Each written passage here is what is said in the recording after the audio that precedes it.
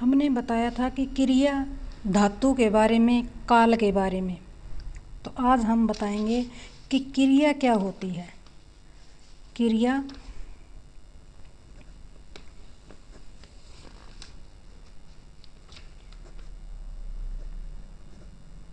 क्रिया क्या होती है। तो क्रिया वह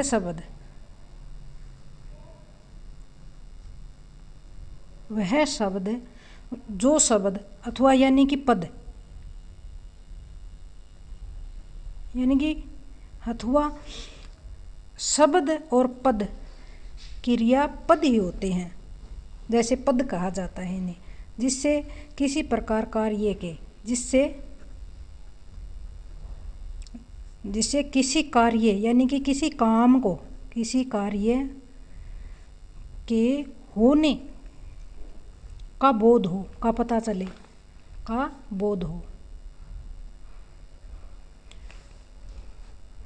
तो कौन सी चीज़ का हमें बोध हो, यानी कि हमें कोई कार्य, हम जो कार्य करते हैं तो उसके होने का हमें एहसास हो, बोध हो, उसे ही क्रिया कहते हैं।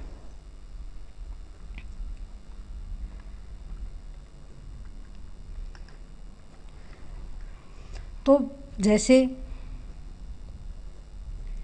हमें कोई एहसास होगा जब भी हमें पता चलेगा। तो जैसे चिड़ियाँ आकाश में उड़ रही है, या पक्षी आकाश में उड़ रहा है, कोई भी राम दौड़ रहा है। तो ये जैसे शब्द हो गए। तो इनमें से हमें क्या क्रिया का पता चला कि चिड़ियाँ आकाश में उड़ रही है। तो चिड़ियाँ क्या कर रही है, उड़ रही है। राम क्या कर रहा है कि दौड़ रहा है। तो किसी कार्य के होने का बोध हो, यानी कि किसी कार्य का बोध हो, तो हमें ऐसे ही पता चलता है कि वह उड़ रही है। तो क्रिया क्या कर रही है, वह उड़ रही है। राम क्या क्रिया कर रहा है कि दौड़ रहा है। तो ये उड़ और दौड़ जैसे शब्द हो गए। ये उड़, दौड़, ये ही शब्द पद कहलाते हैं, यानी कि क्रिया कहलाते हैं। ऐसे ही समझ में आएंगे। तो जैसे कि शीला दौड़ रही है या गीत गा रही है।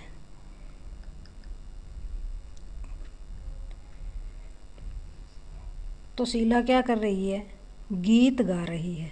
यह गीत आएगा।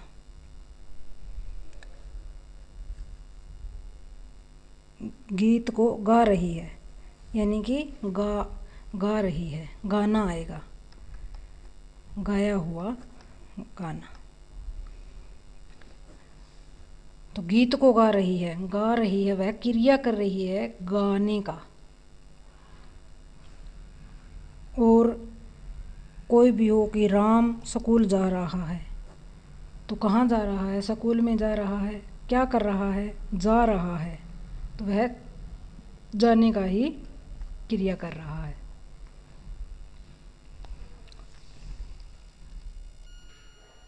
तो क्रिया के मूल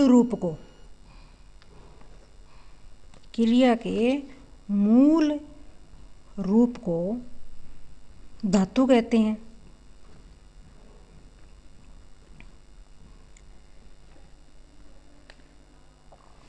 तो मूल रूप ही धातु है। तो धातु की क्रिया, जो क्रिया के मूल रूप को धातु कहते हैं। तो ये नहीं कि क्रिया के अनुसार ही धातु होता है। धातु कितने प्रकार का होता है,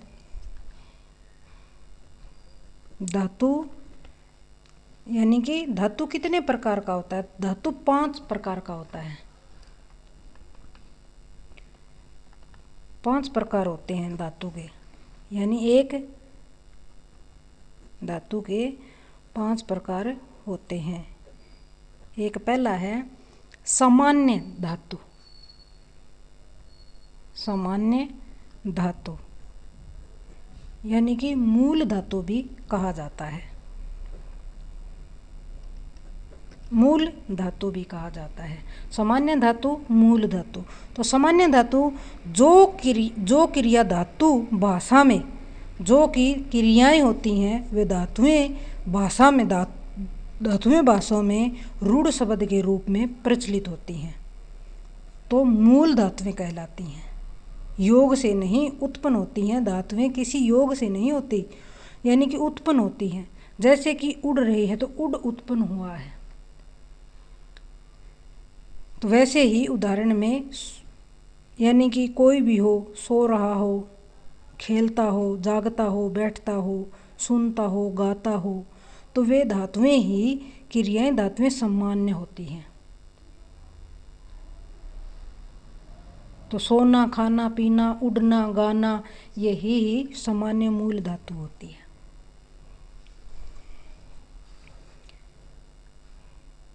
दूसरा है दो शब्द वाला, यानी कि 1 नंबर 2 दूसरा भेद। सामान्य धातु का ही हम बताएंगे कि जो क्रिया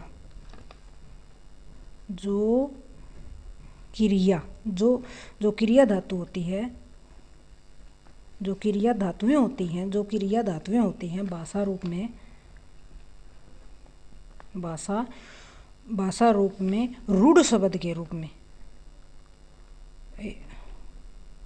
रूढ़ शब्द के रूप में प्रचलित हो चुकी हैं, जो रूप में होती हैं, तो वे ही सामान्य यानी कि मूल धातु कहलाती है, मूल धातुएं कहलाती हैं।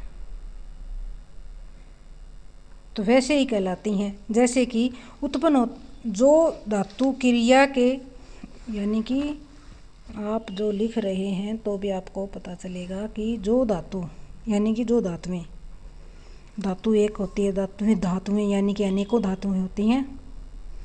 जो धातुएं क्रियाएं के योग से, यानी कि जो धातुएं किसी योग से, यानी कि चिड़िया आकाश में उड़ रही है तो योग ही बन रहा है, उड़ रही है, क्या कहाँ उड़ रही है, तो चिड़िया आकाश में उड़ रही है, तो योग क्या बना कि उड़ रही है, उड़ने का। धातुएं किसी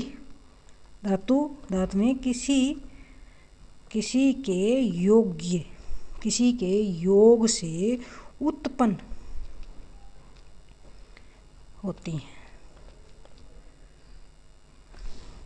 तो धातुएं किसी योग से उत्पन्न होती हैं, तो उन्हें ही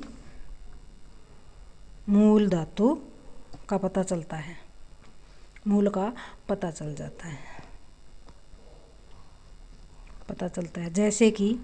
जैसे पता चलेगा, देखो हमें, जैसे कि सोना, खाना, पीना, सोना, खाना, पीना, लिखना आदि, यानी कि भाई सुनना भी होता, जाना भी, ये ऐसी सामान्य धातु होती हैं। धातु यानी कि मूल धातु भी होती है। तो राम सो रहा है, तो सो रहा है यानी कि सोना क्या हो गया, सामान्य धातु हो गई। मोहन खाना खा रहा है, तो खाना खा रहा है, यहाँ कर रही थी, जो काम क्रिया कर रही थी, यहाँ क्या है कि खा रहा है, खाना किसको खा रहा है, खाना को। पीना, पानी पी रहा है, तो क्या पी रहा है, पीना यानी कि पानी पी रहा है। लिखना, मैं लिखने का काम कर रहा हूँ, तो लिखना सामान्य धातु हो गई। दूसरी धातु है 1 2। दूसरा भेद है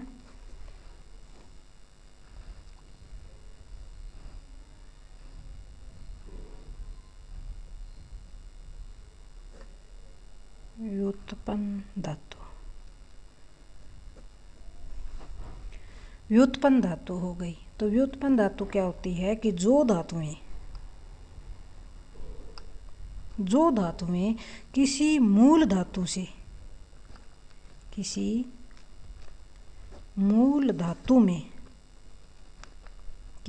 धातु में प्रत्यय लगाकर अथवा मूल धातु को प्रत्यय लगाकर या मूल धातु को अन्य प्रकार से परिवर्तित करके बताई जा रही है।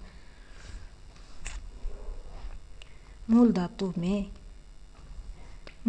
में अन्य प्रकार से, यानी कि चाहे ऐसे भी लिख लो या प्रत्यय लगाकर, मूल धातु में अन्य प्रकार से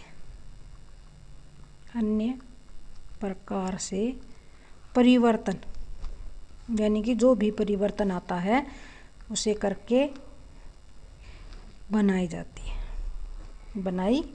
है। तो परिवर्तन जो आता है उसके अंदर बनाई जाती है, उन्हें व्युत्पन्न, यानी कि व्युत्पन्न, उत्पन्न यानी पैदा होने वाली धातु। तो इसी प्रकार से मूल धातु में अन्य प्रकार से परिवर्तन, यानी कि उनका उत्पन्न होता है, उसी प्रकार से बनाई जाती है। जैसे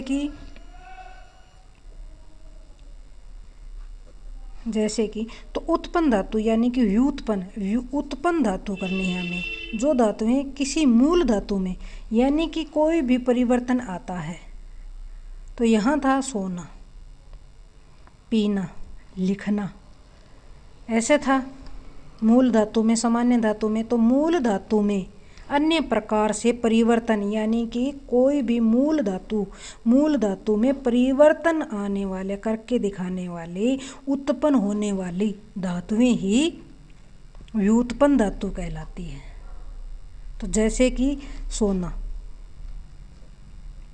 यही लेते हैं हम, सोना खाना पीना यही लेंगे। तो सोना यानी कि सुलवाना, तो सोना की सुलवाना, यानी कि उसमें उत्पन्न की गई है, हमें धातु को उत्पन्न की है सुलवाना। हम उसको सुलवाना चाहते हैं, उस बच्चे को सुलवाना चाहते हैं। सोना तो मूल धातु हो गई और सुलवाना उत्पन्न की गई हुई धातु हो गई। खाना,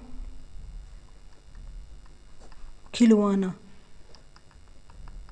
खाना यानी कि खिलवाना। तो खिलवाना, खाना खा रहा है, उसे मैं भोजन खिलवाना चाहता हूँ, खिला रहा हूँ, खिलवाना चाहता हूँ, सुवाना चाहता हूँ। ऐसे पीना तो पिलवाना। हम जो भी अर्थ निकालते हैं वो उत्पन्न होती है धातु, वे व्युत्पन्न धातु कहलाती है।